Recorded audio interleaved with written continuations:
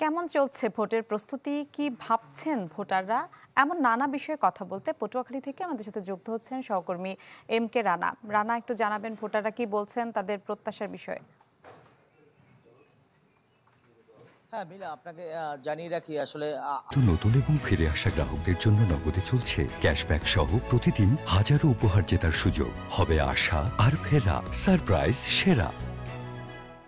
ত্রয়োদশ জাতীয় সংসদ নির্বাচনকে ঘিরে কিন্তু পটুয়াখালী জেলার 4টি আসনের সাধারণ মানুষ কিন্তু আসলে আশায় বুক বেঁধেছেন। কারণ উপকূলীয় এলাকায় বিগত স্বাধীনতার পর থেকে কিন্তু আসলে যে নদী ভাঙনের যে আসলে বেড়িবাঁধ সহ সহায় সম্বলহীন যে মানুষগুলো রয়েছে, তারা কিন্তু আশায় বুক বাঁধছেন যে সামনের দিনগুলোতে হয়তো যারা ক্ষমতায় আসবেন বা যারা জনপ্রতিনিধি হবেন, তারা যেন তাদের সেই সমস্যাগুলো সমাধানের সচেষ্ট হন এবং সমাধানের চেষ্টা করেন।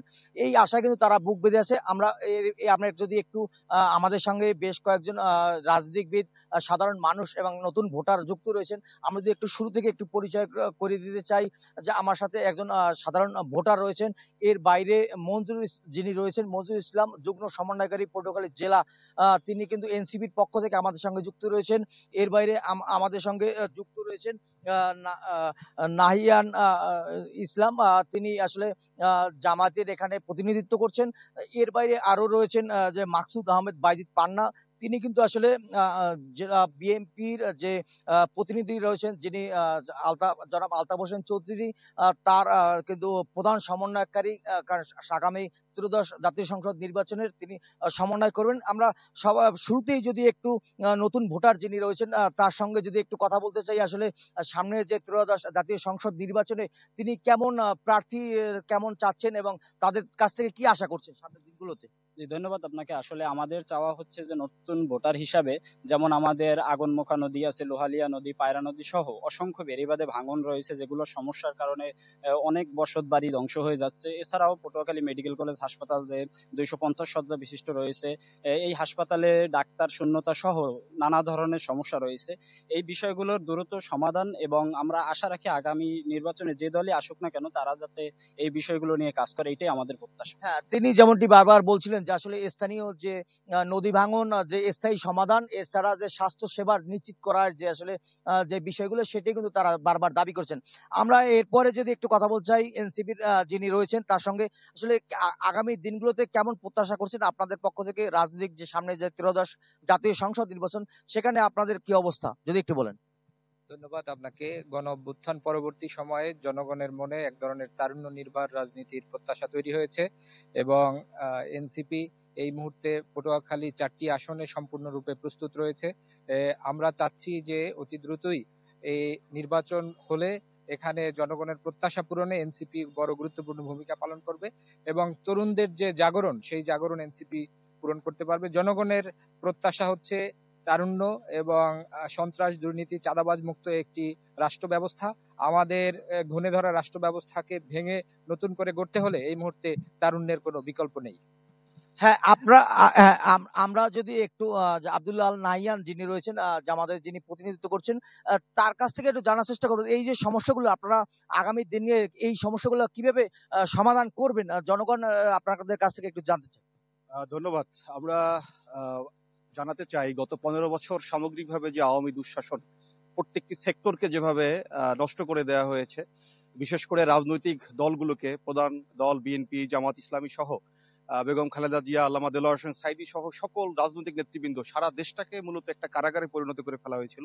এমত অবস্থায় গত জুলাই আগস্টের গণবিপ্লবের পরে হাজার হাজার মা বাবার বুক খালি হওয়ার মাধ্যমে যে বাংলাদেশ আমরা পেয়েছি, এখন বাংলাদেশের মানুষ চায় মূলত একটি সৎ যোগ্য নেতৃত্ব, দুর্নীতিমুক্ত নেতৃত্ব, চাঁদাবাজ দুর্নীতিবাজ মুক্ত একটা সমাজ চায়। আমরা ব্যক্তিগতভাবে মনে করি বাংলাদেশের রাজনীতিতে বাংলাদেশ জামাত ইসলামী আমির ডাক্তার শফিকুর রহমান, তিনি টেকনাফ থেকে তেতুলিয়ায়, পটুয়াখালীতে বিশেষ করে অ্যাডভোকেট নাজমুল হাসান সহ সারা বাংলাদেশে যে নেতৃত্ব উপহার তিনি দিয়েছেন, এই নেতৃত্বকে জনগণ গ্রহণ করবে, এবং এই নেতৃত্বের মাধ্যমে আমরা সবাই মিলেমিশে ঐক্যবদ্ধভাবে একটি বাংলাদেশ গঠন করতে সক্ষম হব বলে আমরা বিশ্বাস করি।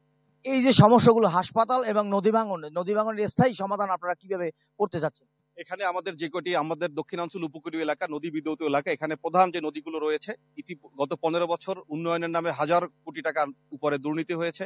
এখানে পানি সম্পদ প্রতিমন্ত্রী ছিলেন, এখানে আরো অন্যান্য মন্ত্রীরা ছিলেন। তারা যে পরিমাণ সরকারের ঊর্ধ্বতন থেকে এই তৃণমূল পর্যায়ে যে দুর্নীতি করেছেন, আগামী দিনে আমরা সরকারের অর্থ নির্ধারিত বরাদ্দকে যথাযথভাবে ব্যবহার করার মাধ্যমে আমাদের এই যে প্রয়োজনীয় উন্নয়নগুলো সম্পন্ন করা সম্ভব হবে বলে আমরা মনে করি। ধন্যবাদ আপনাকে। আমরা এখন কথা বলতে চাই মাকসুদ আহমেদ বাইজিদ পান্নার সঙ্গে। তিনি আসলে তো আসলে জেলা বিএনপির যিনি রয়েছেন আলতাফ হোসেন চৌধুরী, তার সমন্বয়ক হিসেবে কাজ করছেন।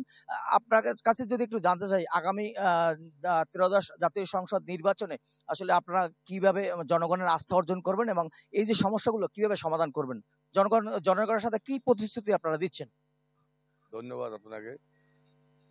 আপনারা জানেন এই জুলাই আন্দোলনের পরে যে বাংলাদেশের যে পরিবর্তন ঘটেছে, এই ফ্যাসিবাদ হাসিনার পলায়নের পরে, এরপরে আমরা আমাদের তারুণ্যের অহংকার, আমাদের ভারপ্রাপ্ত চেয়ারম্যান তারেক রহমান সাহেব ইতিপূর্বে আমাদের বাংলাদেশের এই রাষ্ট্রকে যেভাবে ভাঙচুর করা হয়েছে, এটা মেরামতের জন্য আমরা 31 দফা কিন্তু আমরা উনি দিয়েছেন।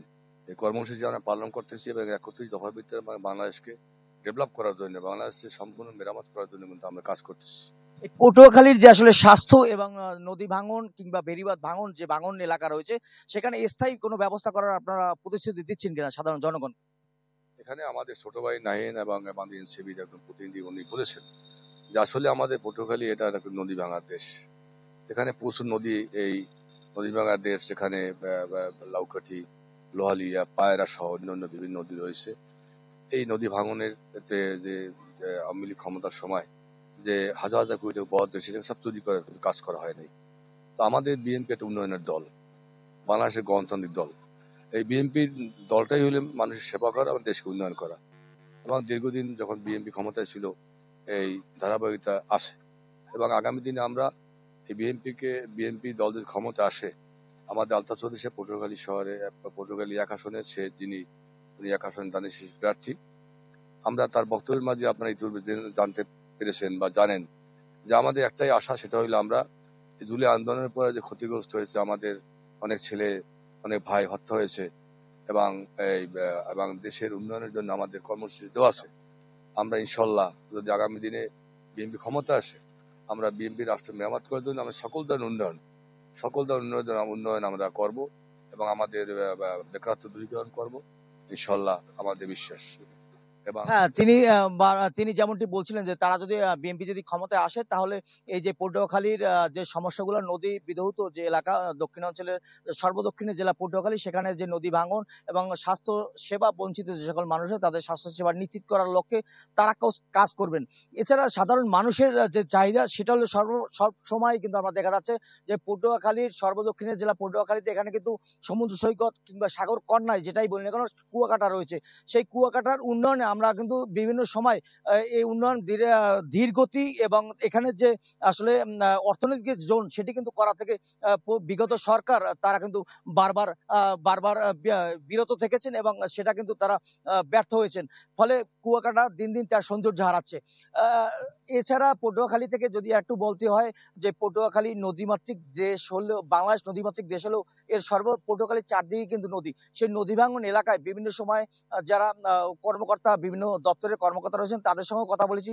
তারা বারবার বলেছেন যে বিভিন্ন জায়গায় চর জেগে ওঠায়, কিন্তু সেই চরগুলোতে মানুষের বসবাস শুরু হয়, সেখানে কিন্তু প্রতিনিয়ত বাড়ছে স্থানের সংখ্যা। ফলে কিন্তু আসলে তাদের বেড়িবাঁধ নির্মাণ কিন্তু একটা সমস্যা হয়ে বারবার দাঁড়িয়েছে এবং তাদের যে বরাদ্দ সেটিতে তারা পারছেন না।